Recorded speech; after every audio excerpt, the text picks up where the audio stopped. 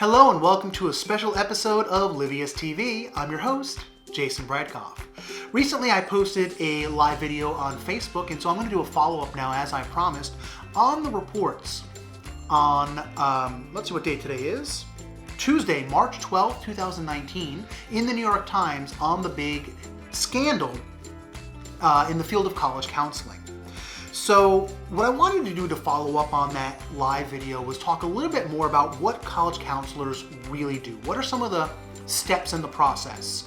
What it should really cost for private college counseling, and what are some warning signs that you might be involved with a scammer like the guy in Newport, California.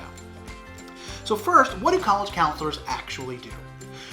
The job of a college counselor is to guide a student through the college application process. Now, this is not a slight against college counselors or guidance counselors at your local high school, whether it's a public school system or a private school. If you think about the number of students at a public school, for example, and the number of college counselors, the average college counselor could have a student load of anywhere from 100 to 400 students that they're guiding and shepherding through the process. So it's very difficult for a high school college counselor or guidance counselor to give as much individual time to students as they would like. I know a lot of high school college counselors. I know them professionally, and I know several as personal friends, and they're all hardworking, dedicated, amazing people.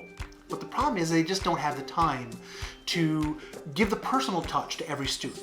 They'll teach classes, or they'll give group seminars, or they'll do assemblies at the school to provide information for the students. But for the most part, the students and their parents are expected to go through the process on their own.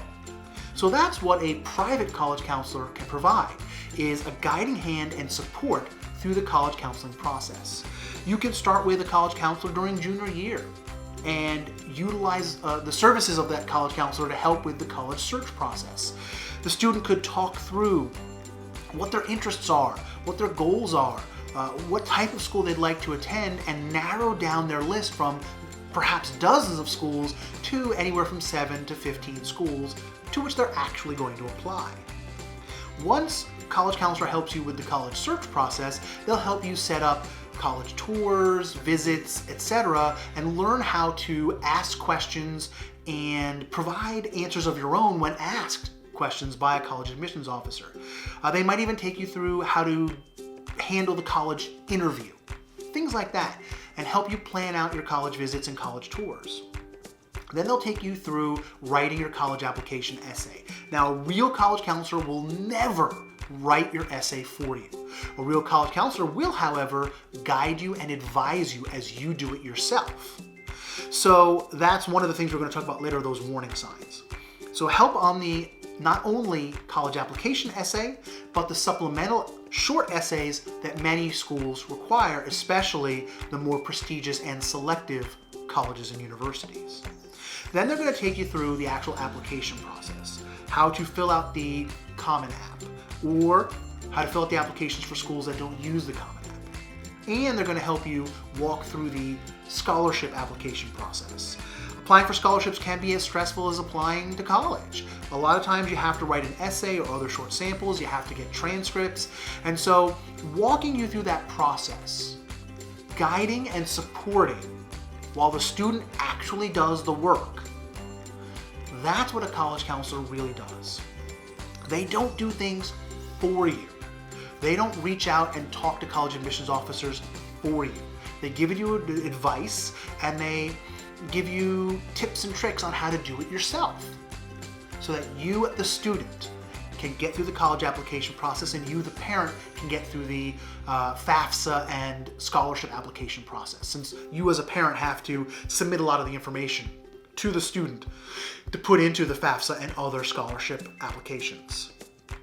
Now, because a college counselor could work with a student just for a few weeks in October of senior year with the actual applications, or for months, if not a full year, from junior year through the middle of senior year, through all different steps in the process, college counseling can cost a wide variety of price points. You could spend a few hundred to a few $1,000s on a workshop or weekend boot camp, like the kind that my company provides as a service. Or you could spend up to several $1,000s for one-on-one individualized attention by appointment. In fact, if you're willing to spend more than a few $1,000s, you can get a college counselor, a private college counselor, who will be responsive to emails and Skyping and meet with you for 15, 20 minutes at a time, multiple times throughout the week. The most, though, I've ever seen a legitimate college counselor charge is no more than $10,000. And the average cost is between $3,000 and $5,000 for a really high quality, professional, experienced private college counselor. If someone's telling you that for $25,000 or $50,000, they can guarantee you admission to Harvard or Yale or Stanford, now we're getting into the warning signs that it might be a scam. Because here's the thing, no one, absolutely no one, can guarantee you or your student admission to any particular school. It's a human process. The folks who run the admissions process for colleges, the college admissions officers, are humans.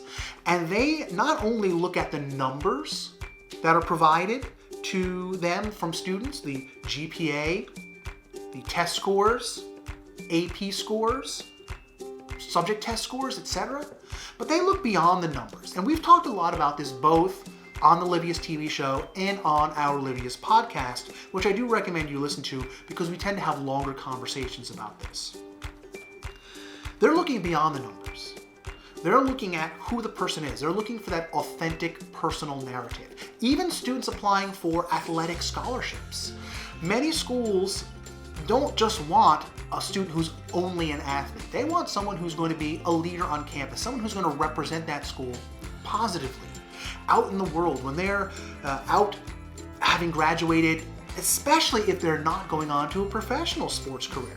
They want that student to represent that school well and be someone the school is proud to be an alum. So they're looking for more than just numbers. They're looking for the person. They're looking for an authentic story in the classes and activities a student does. They're looking for an authentic story in their college application essay and other writings. And they're looking for a truthful, authentic story in the numbers they present. And that's the big tragedy of the scandal that broke today, is that the schools themselves, their names are getting plastered all over these reports, but the college admissions offices, the schools, are in many ways as much the victims of these scammers and this scandal as are the students who lost spots to the students who didn't deserve to go to these schools, the students of the wealthy parents who participated in this scam, these bribes to different officials. So I think that is one thing to remember, is that the colleges, they want to give the spots, their freshman seats, to the students who most deserve it, the students who are going to represent them well and make them proud to say that that student attended our school. So please leave a comment or question below if you're watching this video on Facebook or YouTube. We'll be happy to answer any questions. We might even do another follow-up video as we learn more about this breaking story. If you like this video, please remember to hit that thumb up or star or whatever the app you're using lets you use to say that you like the video. Hit that share sheet, share it with your friends and family. We're going to keep posting videos about all these topics, so let them know that we're out here so they can learn as much as they can. And as always, subscribe or follow us if it's Facebook. We do have our audio podcast, the Livius Podcast, available on Apple Podcasts, Google Podcasts, Spotify, and other platforms. And we have our Twitter feed in case you want to talk to us and ask us questions at LiviusPod. Thanks so much for watching, and as always, let's keep learning.